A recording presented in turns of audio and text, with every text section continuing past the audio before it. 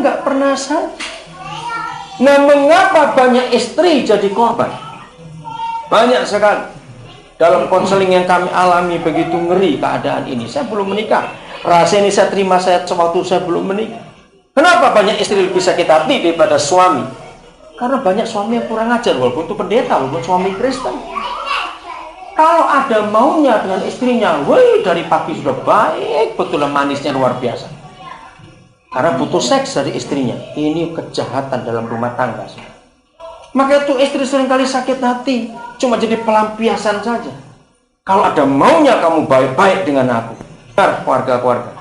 Dan tolong istri-istri, malam ini jujurlah kepada suamimu. Dan saya minta para suami juga harus mikir. Beri kesempatan istrimu ngomong soal seks. Dan jangan marah kamu dalam nama Yesus. Karena banyak kali istri didiamkan dan suami seenaknya sendiri.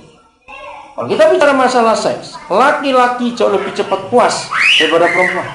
Di sini banyak masalah keluarga, masalah seks kita nggak pernah bahas. Kita pura-pura tidak tahu. Dan bagi yang masih awam yang belum mengerti, maaf ini, jangan coba mikir. Bagi yang masih muda-muda dengar baik-baik. Lah, bagaimana nggak pernah bahagia, nggak pernah merasa puas, ini kok bisa punya anak? Goblok nih. Itu gak ada urusan dengan kepuasan. Punya anak itu hanya sperma masuk, jadi sudah. Berarti kata ini saudara, maka itu suami istri saling jujurlah masalah ini. Terbukalah betul-betul.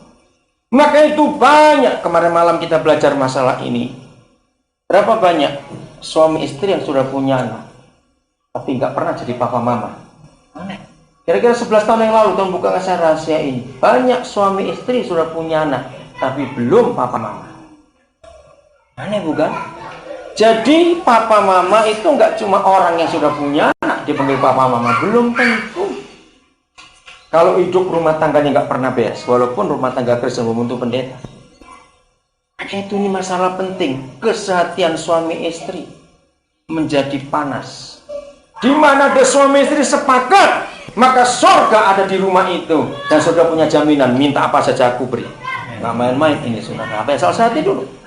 Karena suami istri sehati, maka ada panas, ada energi, ada power, ada tenaga, ada kuasa surgawi. Maka panas itu menjadi benteng di rumah tangga kita. Setan nggak akan masuk ke rumah kita. Maka itu anak-anak kita akan tetap sehat, nggak akan dicuri oleh iblis kalau suami istri tetap sehati. Nah, karena setan tahu ayat ini, pelindungnya keluarga itu cuma karena kesehatan suami istri. Maka itu mereka paling gampang, paling suka mengganggu hubungan suami istri. Perkara kecil ribut, perkara besar ribut, ada duit ribut, nggak punya duit ribut, mati aja orang nggak jadi itu daripada jadi bajingan. Ngerti nggak kata ini saudara? Karena apa? Setan merusak pernikahan. Karena setan tahu kalau suami istri sehati, maka suami istri akan punya kekuatan yang luar biasa. Dan setan akan menang kalau sampai kesatuan suami istri bisa dirusakkan. Ngerti sekarang saudara? Jadi kalau ada anak-anak sakit, saya nggak akan doakan anaknya, saya doakan papa mamanya bertobat kamu. Ini pasti karena kamu berdua, bukan karena anak itu. Anak itu nggak tahu apa-apa, semua tergantung dengan orang tuanya. Kita kembali ke Matius 18. Nah, setelah tahu rahasia ini, seharusnya dunia ini penuh dengan kuasa Tuhan, penuh kemuliaan Tuhan, karena semua pernikahan hidupnya beres. Nah, selanjutnya, dari ayat 19, Matius 19 itu saya baru mengerti. Ternyata ayat 20 terjemahannya salah. Harusnya begini, di mana ada dua orang. Yang pertama, itulah suami istri, katakan amin. Yang sepakat, yang agree, make a covenant.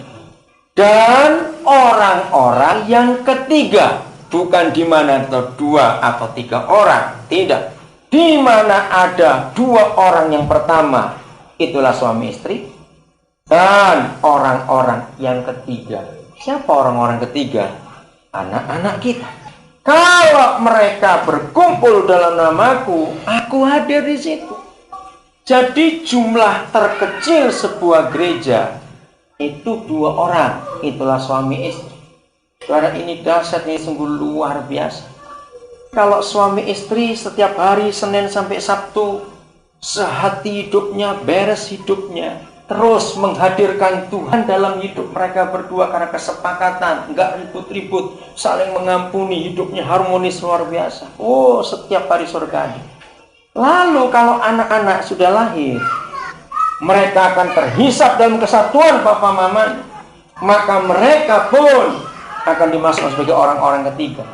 Lalu bisa bayangkan kalau Senin sampai Sabtu Tuhan hadir di rumah tangga kita masing-masing, lalu Minggu semua kita ke gereja. Wah, suasana surga luar biasa. Sebayangkan itu. Kalau semua keluarga seperti itu, setan itu nggak pernah punya ruang gerak lagi. Karena di mana-mana mereka ketemu panas surgawi. Karena mereka bertemu keluarga-keluarga yang hidup takut akan Tuhan. Inilah gereja. Maka itu gereja yang sibuknya hanya masalah gedung, masalah organisasi, masalah keyboard, masalah bangku, masalah yang lain-lain itu. Tapi keluarga-keluarga di gereja nggak pernah diurus, setan pasti keroyokan ada di situ. Saya sudah bertahun-tahun berkata kepada banyak orang, sekarang ini setan itu sudah nggak ada seekor pun di kuburan.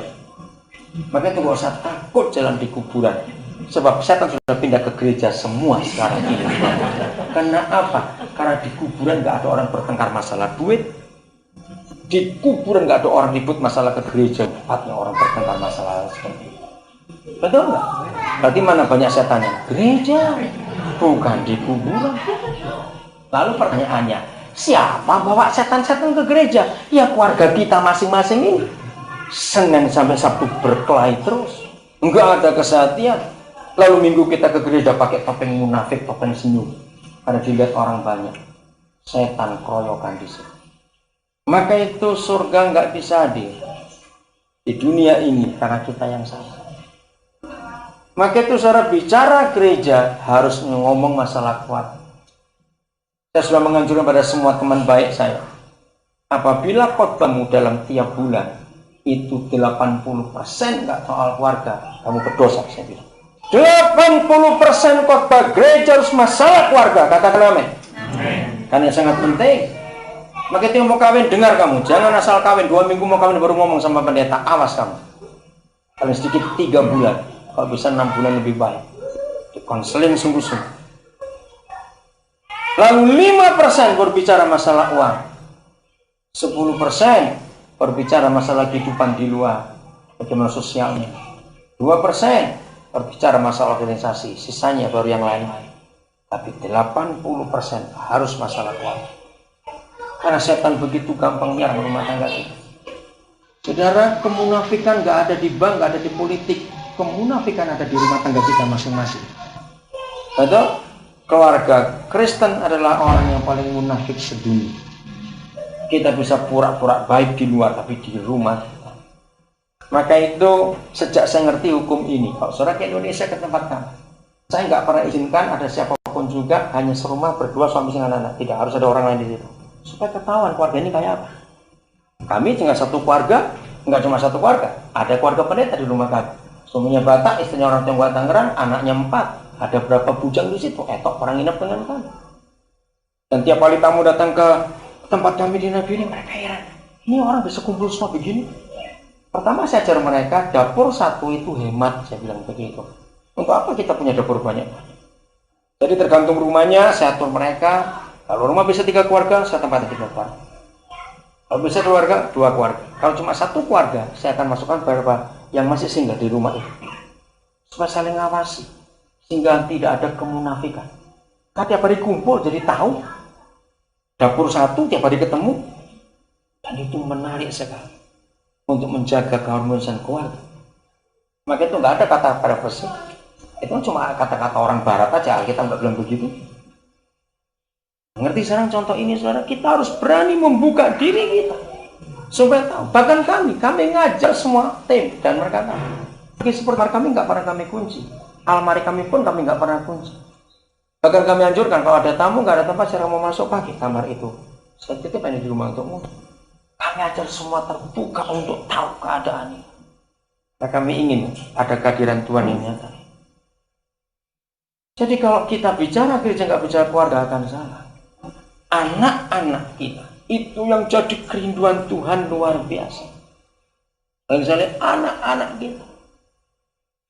2 malam yang lalu saya tunjukkan Jojo dengan Henny.